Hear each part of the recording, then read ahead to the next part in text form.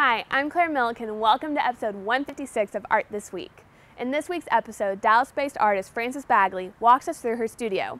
The studio visit was made possible through a collaboration with the McKinney Avenue Contemporaries MacPac. Now for Art This Week.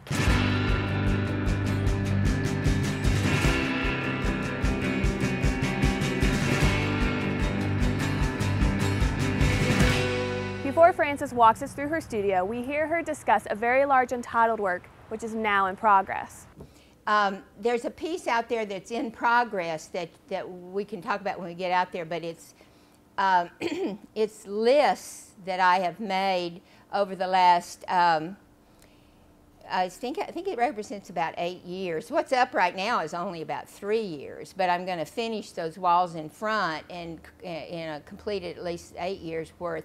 One day I was feeling extremely depressed, as I know many people do sometimes, when you think, what have I got to show for my day? I've been working all day long, I have nothing there to say, but I had a pile of lists. So I decided I'd just start saving them. And I had no idea what I'd do, but it made me feel better to at least have these pieces of paper that showed me I'd done something. And usually I do everything on my list, or 90% of it. So I had this pile of lists.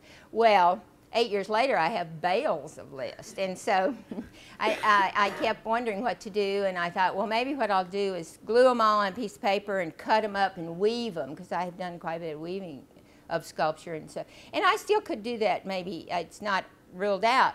But when I started gluing them, everybody wanted to read them. And I thought, yeah, I even want to read them.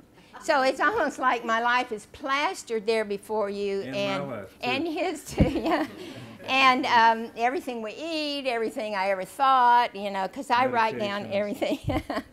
And and two, when I decided that was okay for people to read them, I realized I have nothing to hide. That's kind of a nice place to be, you know, mentally. I don't care what you know about me. So, I mean, as long as it's not posted, I guess. But anyway, we'll talk about that when we get out there. So just in general, you have an idea of the things that I think about. Well, this one's got a story that I'll have to decide how much I'm going to reveal.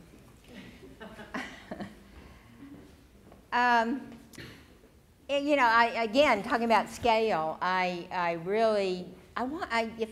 always want it bigger than me if I possibly can. There's something about that that you know, motivates me. And so I initially made figure forms like this to cast bronze off of.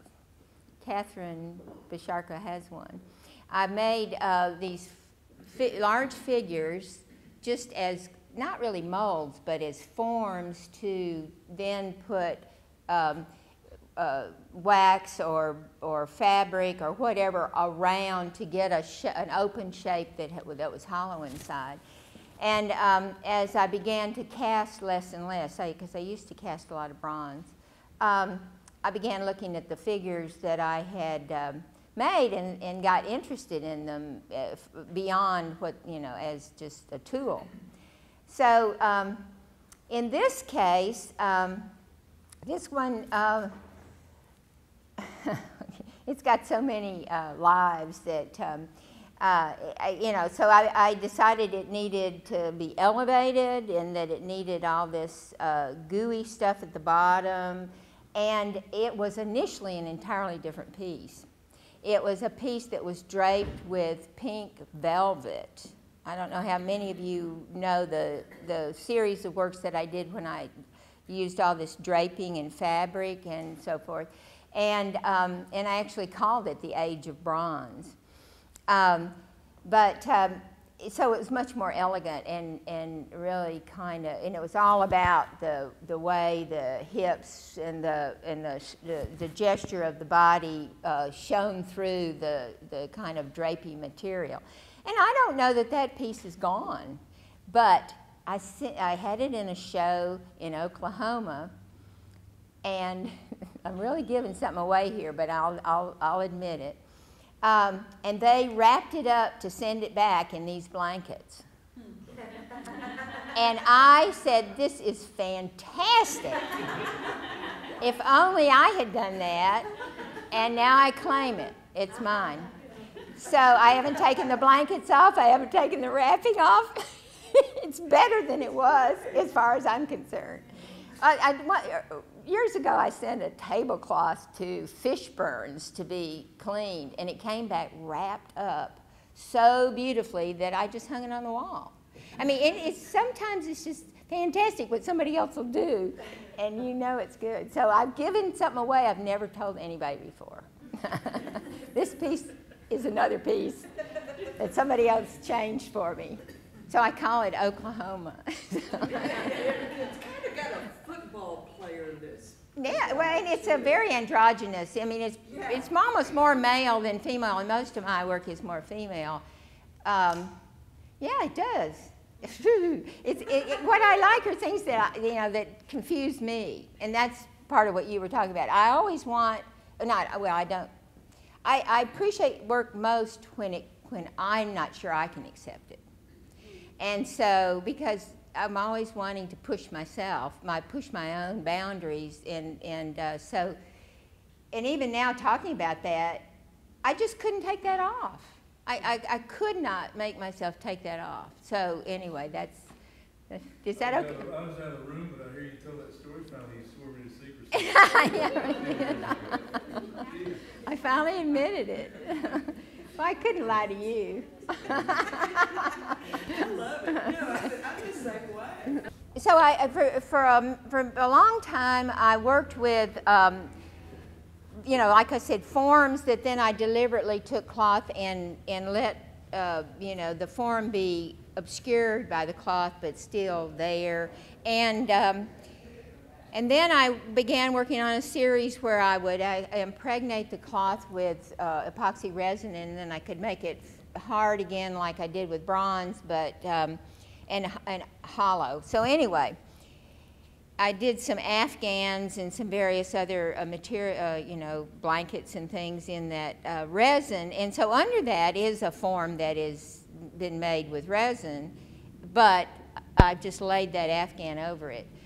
So it's not done. I'm looking at it. I'm trying to think what I want to do with it. Do you get the sense that some figure lying there?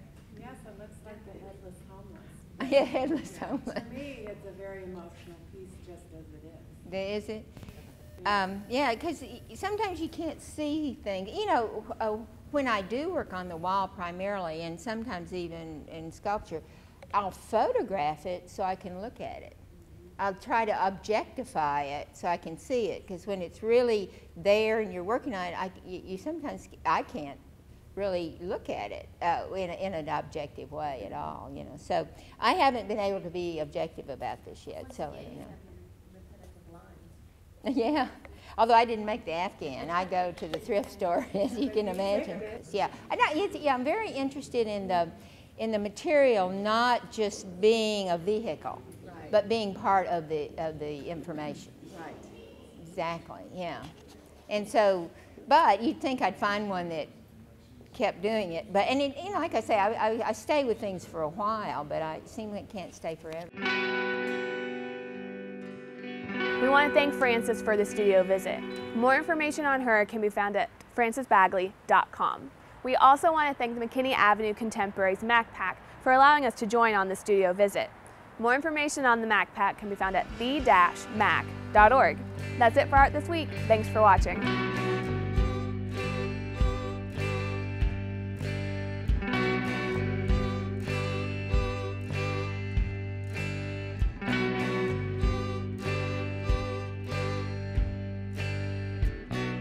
I still got your Polaroid